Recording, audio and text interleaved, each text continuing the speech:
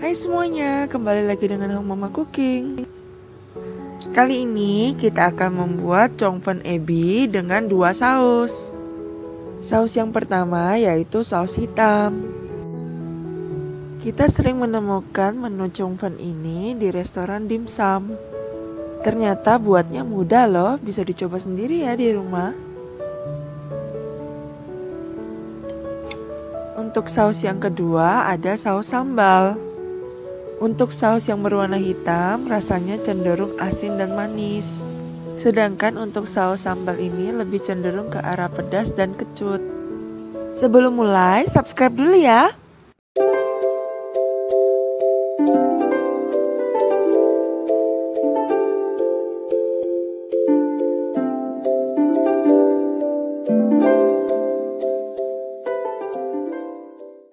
Pertama, kita buat dulu topping ebi sangrainya.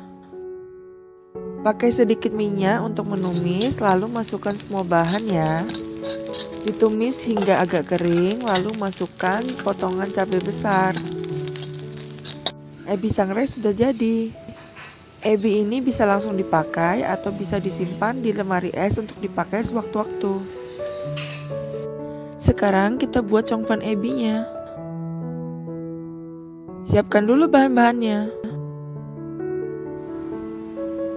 60 gram tepung beras, 20 gram tepung maizena, 1/4 sendok teh merica, 1/4 sendok teh garam, 250 ml air.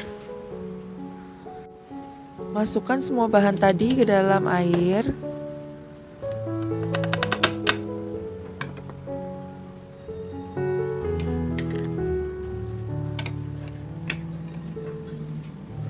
Diaduk rata.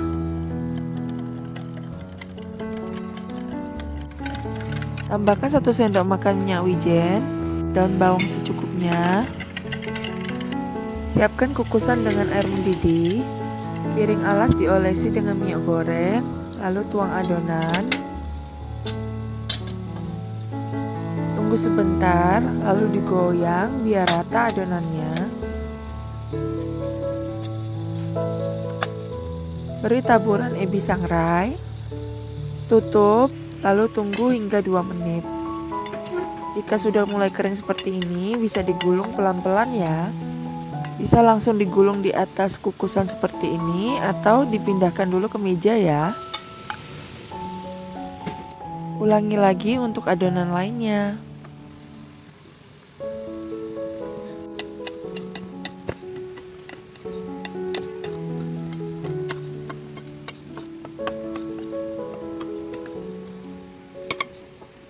Ini adalah congfen yang sudah jadi.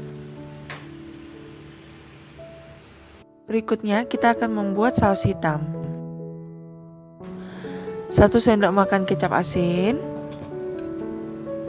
1 sendok makan kecap hitam jamur, setengah sendok makan kaldu jamur, 1 sendok makan gula, 100 ml air, 1 sendok makan minyak wijen. Diaduk, tunggu hingga mendidih. Sudah jadi. Sekarang membuat saus sambal. Campurkan semua bahan, 1,5 sendok makan saus sambal, 1 sendok makan gula, 100 ml air, lalu 1 potong jeruk nipis. Diaduk rata.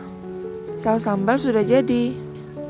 Sekarang kita punya dua saus sambal dan saus hitam. Yang pertama adalah saus hitam.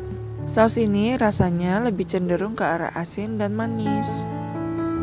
Biasanya kita lebih sering menemukan saus ini di restoran dimsum.